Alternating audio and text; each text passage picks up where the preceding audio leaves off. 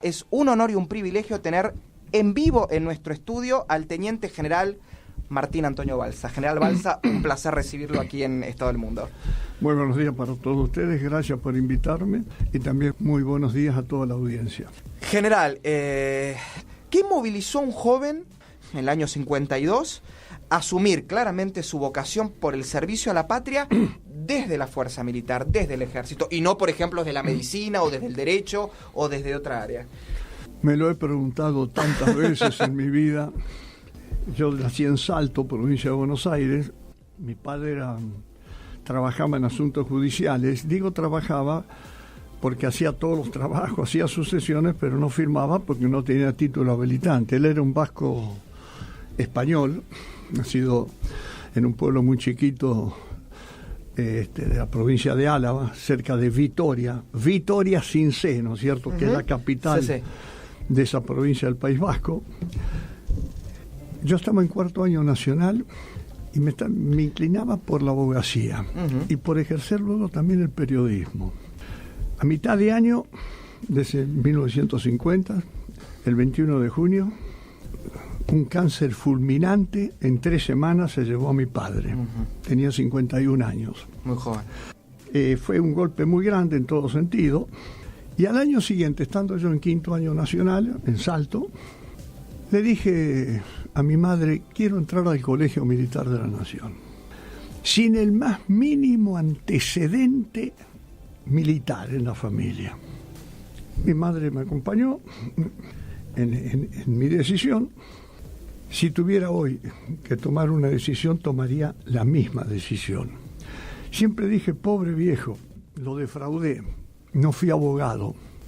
Pero años después, siendo teniente en Córdoba, me anoté en la Universidad Nacional de Córdoba, hice todo primer año de abogacía, me salió el pase a Buenos Aires a fin de año, voy a la universidad acá, a la Facultad de Derecho, y me dicen: no, los planes son distintos, tiene que hacer todo de nuevo. Usted rendió internacional público allá en primero, acá está en cuarto. Así que hice 2 veces primer año, no porque me hubieran reprobado en materia, simplemente por esa circunstancia. Llegué, rendí materia primero, obviamente, segundo, constitucional 2 de tercero, me salió luego como capitán una comisión al Medio Oriente, el conflicto después de la guerra de los 6 días y antes de Yom Kippur en el Sinaí. Volví, me casé, entre la escuela de guerra, no terminé abogacía, pero me sirvió de mucho la parte general del derecho. Y uno de mis hijos, uno licenciado en ciencia política y otros abogados, así que el nieto logró lo que el hijo ¡Qué bárbaro! No había logrado. Si usted tuviera que definir el rol del soldado, porque usted ante todo es un soldado, usted ha llegado a lo más alto de la jerarquía militar argentina, pero siempre que lo escucho usted se referencia como un soldado. El rol del soldado, el rol fecundo del soldado en la vida diaria, cotidiana, en el desarrollo de la vida de la Argentina. Si usted lo tuviera que definir, la importancia. Es un servicio a la nación a través de una fuerza armada. A veces, sobre todo en la actualidad, muchos se preguntan: ¿para qué sirven las Fuerzas Armadas? Acá, dejando de lado posturas partidistas, de vuelo bajo o ideológicas, la existencia de las Fuerzas Armadas obedece a la existencia del Estado-Nación como tal. No se constituyen para un conflicto determinado. Mientras existe un Estado-Nación en los principales países del mundo, al contrario, creo que en el mundo hasta hace unos años atrás había 9 países que no tenían fuerzas armadas. Países pequeños, en Latinoamérica, Haití, Panamá y Costa Rica. De manera que la existencia, reitero, de una fuerza armada es un servicio a la nación, como consecuencia de que existe el Estado como tal. Es para indisoluble. El Estado, la soberanía del Estado tiene que estar respaldada, entre otras cosas, por el monopolio legal de la fuerza, que otros también llaman, Maritel, monopolio legal de la violencia. Eso está escalonado en fuerzas policiales, que son fuerzas al servicio de la comunidad, luego fuerzas de seguridad, nuestra Gendarmería Nacional, nuestra prefectura, Policía de Seguridad Aeronáutica, y la última ratio que tiene en defensa de esos objetivos esenciales son las Fuerzas Armadas. Tenemos nosotros objetivos esenciales, pero creo que a diario tenemos 5.000 kilómetros de costa, desde hace varios años desprotegidas. 5.000 es el litoral marítimo, joya de materias primas. Tenemos una Patagonia, espacio geopolítico también, joya de materias primas, deshabitado prácticamente y desprotegido. Tenemos un conflicto, no va a haber nunca más una guerra con el Reino Unido por el tema Malvinas, pero tenemos una disputa, un conflicto que así existe. Para Inglaterra es un conflicto, yo estaba en el Estado Mayor inglés, para nosotros también. El conflicto no quiere decir que vamos a ir a una guerra, es algo que tiene que resolverse. Todo ese Atlántico Sur, también joya de materias primas con la proyección a la Antártida. Tenemos fronteras con 5 países, fronteras porosas, con 2 enemigos que ya no son una posibilidad. Me refiero a, en este contexto de un mundo incierto, poco predecible, cambiante, concretamente quiero nombrar el terrorismo internacional y el narcotráfico. O sea que eso requiere una protección y se tiene que dar con ese escalonamiento en el empleo, monopolio legal de la violencia. Muy bien, seguimos en Estado del Mundo, aquí en compañía del ex jefe del Estado Mayor General del Ejército, Teniente General Martín Balsa. En el año 2015 se cumplieron 20 años de un suceso que, por lo menos todos los que hacemos de alguna forma periodismo, lo tenemos como un recurso de análisis, de estudio, porque realmente pateó el tablero político de la época. Estoy hablando de ese famoso martes 25 de abril del año 1995, en el cual usted al frente de las cámaras, digamos, del programa político, el programa político más visto de la televisión argentina, que era Tiempo Nuevo, conducido por el fallecido periodista Bernardo Neustadt, usted realizara lo que se denomina una historia autocrítica sobre el accionar, y quiero dejar claro, de los miembros de las juntas militares que gobernaron Argentina entre 1976 y 1982. General, la verdad nos gustaría conocer un poco el trasfondo. El video es accesible, lo podemos encontrar en los medios digitales, pero debe haber un trasfondo que no habrá sido muy simple el que usted llegara a esa mesa y diera ese pronunciamiento. Bueno, por supuesto que no. Nunca la llamamos nosotros, el ejército nunca la llamó autocrítica, sino un mensaje institucional de la fuerza hacia la sociedad argentina. Ese mensaje, adelanto, no lo conocía a ningún nivel político, ni empresarial, ni sindical, no lo conocía nadie, con excepción de un general, 2 tenientes coroneles y un mayor. El mayor lo tipeó. Yo lo tenía preparado, esas ideas fuerza las tenían preparadas para constituirla en un mensaje el Día del Ejército, el 29 de mayo de 1995. Un acontecimiento de denuncia sobre Campo de Mayo que habían ocurrido en los años 76, trajo mediáticamente un ruido grande. Entonces eso me motivó a adelantar lo que yo iba a decir el 29 de mayo del 52 a ese martes 25 de abril de 1995. Hubo un hecho. A poco de asumir, a los 2 meses de asumir, yo integro una comitiva presidencial. El presidente entonces siempre llevaba un jefe de una fuerza en las comitivas. El jefe de la fuerza integraba la comitiva oficial, pero además tomaba contactos con los militares. Esto era Luxemburgo, Bruselas y París. En Luxemburgo el presidente habló en el Parlamento Europeo y luego un almuerzo. En el almuerzo, en la mesa principal, yo tenía una señora al lado, no había podido ver el nombre de la señora cuando me senté porque no entré de frente a la mesa. Estaba de uniforme yo. La señora me sometió en forma muy respetuosa a un interrogatorio sobre el tema de derechos humanos en la Argentina. Yo contesté todo sin estar convencido de haber respondido todo. A medida que la señora hablaba, no tenía duda que se trataba de una francesa. Hablábamos en inglés. Se trataba de una señora francesa, diputada socialista, que había sido presidenta, la primer presidenta mujer del Parlamento Europeo, que había estado en un campo de concentración. Cuando termina el almuerzo me paro, veo, esa señora era Simone Veil. Actualmente, hace poco falleció. Ha fallecido recientemente. Y le voy a recordar algo. Le voy a corregir una sola cosa. Sabe que no era socialista, era diputada de derecha, pero tiene una particularidad. Ella era del de la Unión Demócrata Francesa, del presidente Pompidou, pero fue además ministra de Salud del gobierno de Pompidou, y fue la que instauró el aborto en Francia. Sí. Por eso digo, una peculiaridad en una dirigente de derecha que... Eso es, y que tuvo muchos conflictos, obviamente, con la Iglesia por su postura. Pero digamos, fue una interlocutora de armas tomar. Cuando nos paramos para despedirnos, la señora me dice, me voy con cierto optimismo por nuestra conversación. Yo volví en febrero de 1992, era esto, y en una de las reuniones con los generales les comenté esto. Y le digo, porque muchos creían en nuestro país, no solo militares, que el tema de los derechos humanos era una cosa superada en el mundo. No estaba nada superada. Las atrocidades que se habían cometido tenían vigente con un gran desprestigio, no solo para nuestro país, sino en ese contexto desprestigio hacia las Fuerzas Armadas, una de las cuales en ese momento estaba comandada por mí.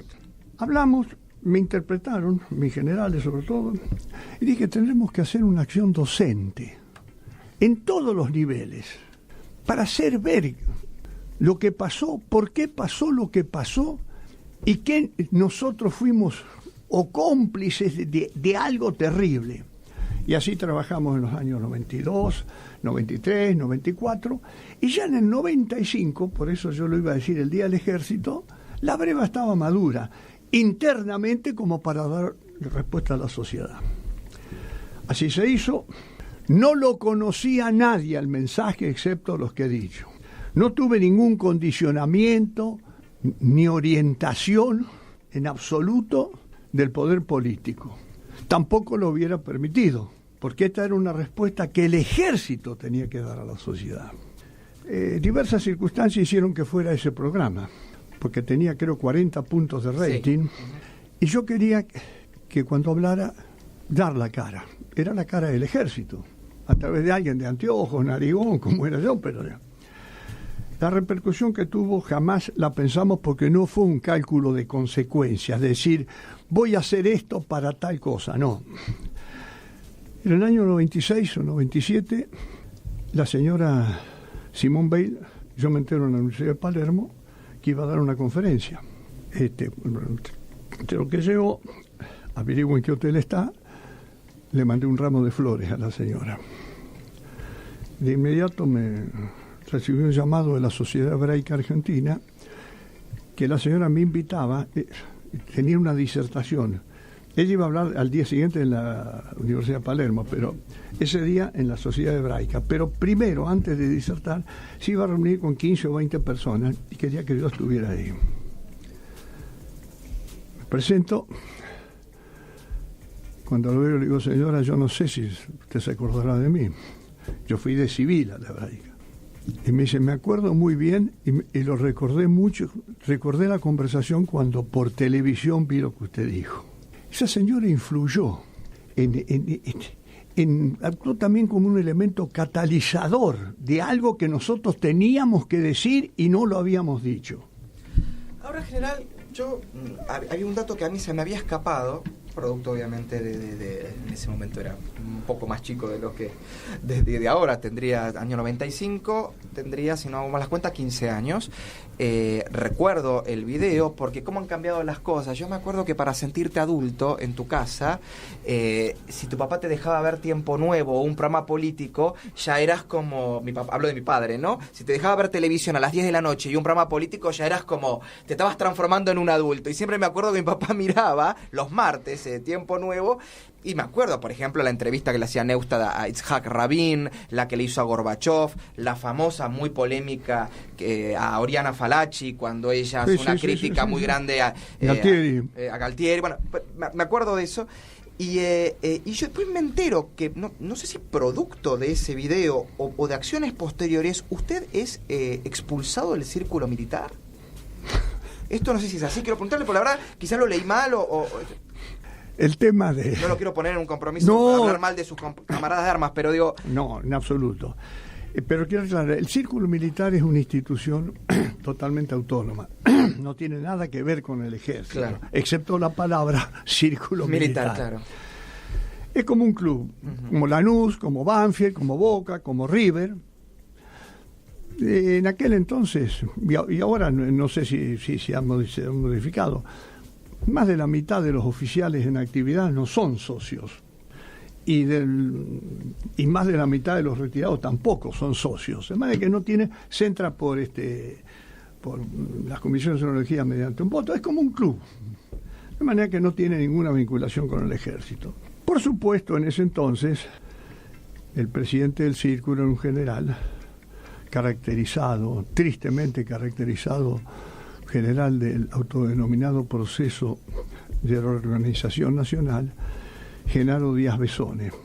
Ha fallecido recientemente. Que fue ministro de Planificación en una de las juntas. Sí, fue ministro de Planificación, que daba a cargo de la presidencia cuando Videla, como presidente, se ausentaba del país. Este hombre se jactó, por lo menos ante mí varias veces y públicamente, de haber sido el mentor del golpe de Estado del 76 y el que instrumentó el terrorismo de Estado. Se jactaba. Sí. Como un ideólogo. No tenía pudor sí. De manera que mi relación con él, se la sintetizo en esto, y luego tomó con algunos militares retirados, que no estarían de acuerdo con eso, pero no me afectó en absoluto. Claro. No me afectó en absoluto porque... hubo una...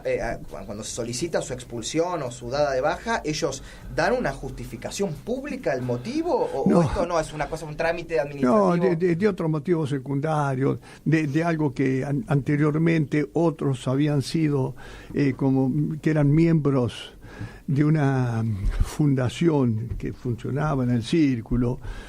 Y como esa fundación tenía siempre como presidente honorario al jefe del ejército. Entonces me trasladó a mí, buscaron algo, pero la esencia... Sea, cobardemente, ni siquiera asumieron la decisión de que... Bueno, la actitud cobarde de ese general y de otros se puso de manifiesto durante los 7 años del autodenominado Proceso de Reorganización Nacional, porque operaron en forma totalmente cobarde. No asumieron la responsabilidad. Por eso recurrieron a la desaparición, a la tortura, que condicionó mucho la desaparición forzada de personas, la tortura. Pero también recurrieron a deleznables procedimientos como violaciones sexuales, robo de propiedades, robos de bebé. De manera que ese mentor del terrorismo de Estado fue uno de los que decidió separarme del círculo militar. Es una institución centenaria. Fui un socio más durante mucho tiempo, pero ya le digo, la mitad, como mínimo, la mitad de los oficiales en actividad de retiro no son socios. Y hay muchos civiles socios.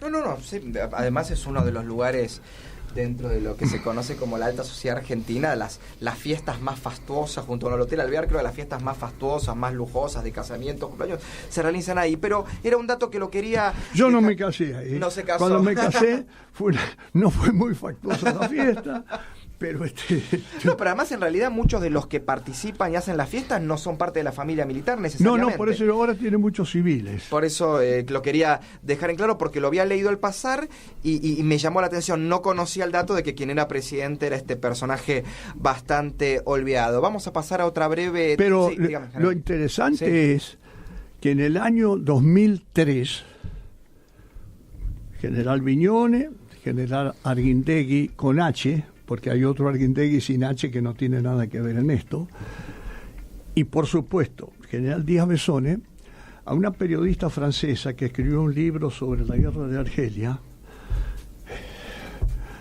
Dominique Mary Robin, sí. Y las relaciones de le confesó general Díaz Besone públicamente, esto salió en la televisión francesa y por toda Europa y acá también, confesó públicamente que él había dispuesto que no había que mandarlos a las cárceles a los prisioneros porque después salían. O sea que justificó la desaparición forzada de personas y justificó también la tortura, públicamente. No tuvo por eso un día de apercibimiento, un día de arresto. Y estoy hablando del año 2003. No tuvo un solo día de arresto. Fue luego destituido, pero por causas judiciales, pero no relacionado por todo lo que dijo en el 2003. Fue por causas que se abrieron cuando se derogaron las leyes de punto final, obediencia debida, y posteriormente se declararon inconstitucionales los indultos del presidente Menem de 1989. Ese libro que usted habla es un libro, yo lo tengo, es un libro sobre los escuadrones de la muerte y la relación de cómo esos escuadrones se formaron con oficiales que pertenecieron, al ejército francés en Argelia y a la Armée Secrète, la organización del ejército secreto, que poco se habla de esa vinculación. Casi siempre se dice que las Fuerzas Armadas argentinas o los grupos de tarea que violaron derechos humanos tuvieron instrucción netamente americana Usted lo iba a decir, usted lo ha expresado con claridad meridiana. Lo que más afectó en cuanto a esa doctrina macabra fue lo que se trajo de Francia allá por los años, después de la caída de Perón, concretamente a partir de los años 56, 57, sobre todo en 1958. La doctrina francesa, esa la que incidió con esto de lesnables procedimientos. Doctrina francesa, que Francia aplicó en Indochina. Y Francia aplicó en Argelia. No la aplicó en París, la aplicó en Argelia. Esa es la que más pudrió Claro, y a veces yo he tenido... fue un germen tremendamente nefasto. La doctrina francesa, que luego se enriqueció un poquito con la llamada doctrina de seguridad nacional. Pero para muchos privilegian la doctrina de seguridad nacional y no. En el caso nuestro, influyó negativamente más. Primero fue la doctrina francesa. General, hay dos temas que me gustaría preguntarle. En el año 98, un año antes de que usted finalizara su mando al frente del ejército argentino, se sanciona la ley 29.948, que es la reconocida como ley de reestructuración de las Fuerzas Armadas, que en su espíritu habla de, del fortalecimiento de la coordinación conjunta entre las Fuerzas Armadas, busca modernizar el sistema general de la defensa argentina, modernizar los contenidos de la educación para la defensa y vincular a los institutos científicos de las diversas Fuerzas Armadas con el resto del sistema de investigación científico-técnica de Argentina. Usted, y dicho por el historiador Rosendo Fraga, creo que habrá sido el último jefe del Estado Mayor del Ejército que deja una memoria detallada de su labor al frente del Ejército, pero toda memoria detallada también es de alguna manera preámbulo de desafíos que han quedado, ¿no? Dentro de todos estos desafíos, ¿cuáles cree usted que dentro de su mandato se pudieron concretar y cuáles todavía aún siguen vigentes, a 20 años, ¿no? de esta sanción de esta ley, de la partida suya de la jefatura del Ejército? Esta memoria del Ejército Argentino 1990-1999 son 2 volúmenes. Este es el primero, 92-99, y hay otro que es 90-99, porque en el 90 yo era su jefe también.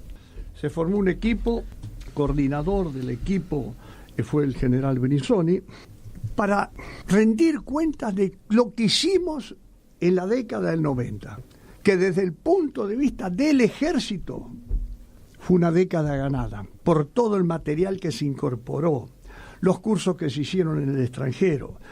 Desde el punto de vista logístico, desde el punto de vista operacional, desde el punto de vista administrativo, desde el punto de vista de la presencia en fuerzas de mantenimiento de la paz. Fue un esfuerzo autoimpuesto. Sí, debo reconocer, por parte del presidente sobre todo, no de los ministros de defensa de aquel entonces, un apoyo a lo que hicimos. Lo hicimos con uno de los menores presupuestos de la historia. Cuando entregamos, habíamos recibido nosotros un ejército, y digo nosotros porque yo tuve un magnífico grupo de generales, de oficiales y de suboficiales. El mérito es de todos. Se trabajó en un equipo. Tuvimos el tiempo y el poder político a nivel presidencial acompañó eso. Pero fue un esfuerzo unilateral, de una fuerza. No se integró un sistema de defensa.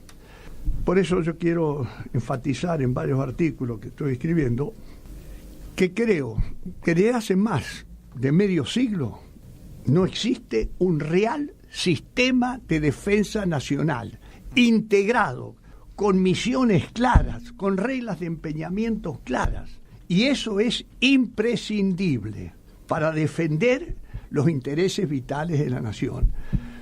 Siempre va a haber dificultades presupuestarias. Yo las tuvimos durante mi gestión. Sin embargo, acá están, en estas dos memorias que pueden ser consultadas, todo lo que incorporamos.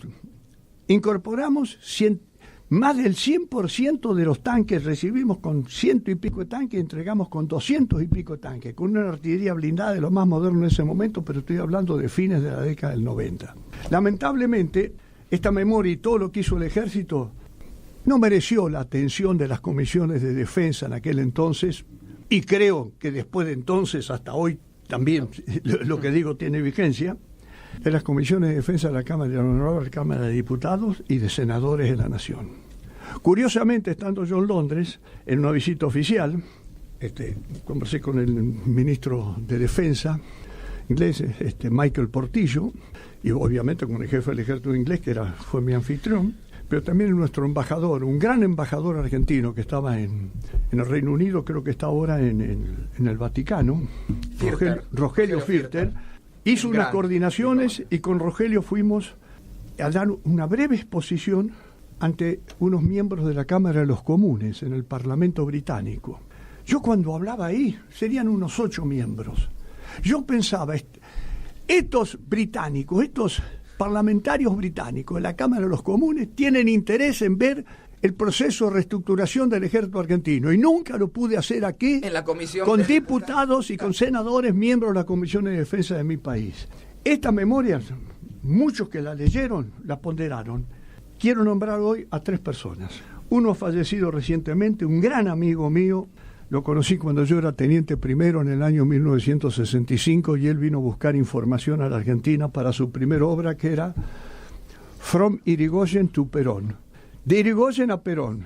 Y luego escribió una segunda obra, que cada una tardaba 10 años en escribirla, me decían, de Perón a Frondizi. Me refiero un gran maestro nuestro, al doctor Robert Potash, gran amigo recientemente fallecido. Él elogió esto, pero también hubo 2 argentinos que los quiero nombrar, porque hicieron una nota dirigida al que les mandó, que fue el director del Estado Mayor en aquel entonces, sobre estas memorias. Me refiero al doctor Rosendo Fraga y al doctor Jorge Castro. Ellos dicen, entre otros, Fraga dice que la última memoria se había hecho en la época del presidente Ortiz. Bueno, hasta el día de... Hicimos esto en el 90-99, pero después, en lo que va del siglo XXI, no se ha vuelto a hacer memoria. Esperemos que los tiempos se acorten, ¿no? Creo que esto es importante para ver... Queden en el ejército, desde el punto de vista del ejército, fue una década muy importante, la década del 90, con dificultades de todo tipo, pero logramos algo, ni hablar en el área de la reestructuración, disminuyendo sensiblemente el número de generales, el número de coroneles, el número de suboficiales, pero actuando, privilegiando 2 factores fundamentales de la conducción, otros dicen principio de la guerra, que es la unidad de comando y el principio de economía de fuerza. Para llevar adelante esto, o en cualquier organización, hasta en el seleccionado de fútbol argentino, tiene que haber unidad de comando. El que manda tiene que ser uno. Yo traté de mandar, pero tuve un magnífico Estado Mayor y un magnífico equipo. Y el otro, el principio de economía fuerza. Lograr el objetivo con lo indispensable. Porque si no, en cualquier organización empresarial, pero política, podemos caer en el principio de lo que economía se conoce como la ley de los rendimientos decrecientes. Sí. Tratamos de evitar eso. No lo hizo Martín Balsa. Podría nombrar a muchos. Enfatizamos en el área de educación. Hicimos un acuerdo sustancial con la CONEAU y con el Ministerio de Educación. Nuestros subtenientes en esa década empezaron a salir, además del título de grado de subteniente, licenciados en ciencias políticas. Se creó el Centro de Lenguas del Ejército y se impuso el conocimiento de lenguas para los ascensos o para los títulos universitarios. Tuve dos magníficos generales de división que llevaron el centro de gravedad en el área educativa, los generales Mauro y el general Sarni. Los nombro porque dentro de todo el esfuerzo que hicimos, el centro de gravedad estaba en el área educativa, porque pensamos en el 90 que el futuro del ejército estaba en la educación. Y hoy me atrevería a decir ante ustedes, no sé si lo comparten, que el futuro de nuestro país también está en la educación. Yo le quería preguntar, ¿qué Argentina sueña, general? La que sueñan todos los argentinos. Yo creo que todos, una Argentina donde entre todos nosotros prime el respeto, el diálogo. Cuando digo el respeto al disenso, la predisposición al diálogo, ¿no es cierto? Aceptando que el otro no es nunca mi enemigo. Cuanto más políticamente, yo no soy político, puede ser un adversario. Pero que de ese adversario, de ese hombre que piensa distinto, puede tener algo que me enriquezca. Respetarnos entre nosotros. General Balsa, muchísimas gracias por su tiempo, por su lucidez. Hoy comencé la presentación diciendo que teníamos enfrente al porte del general de Gaulle con la sabiduría y la templanza de un monje budista. Creo que me quedé corto. No, impecable.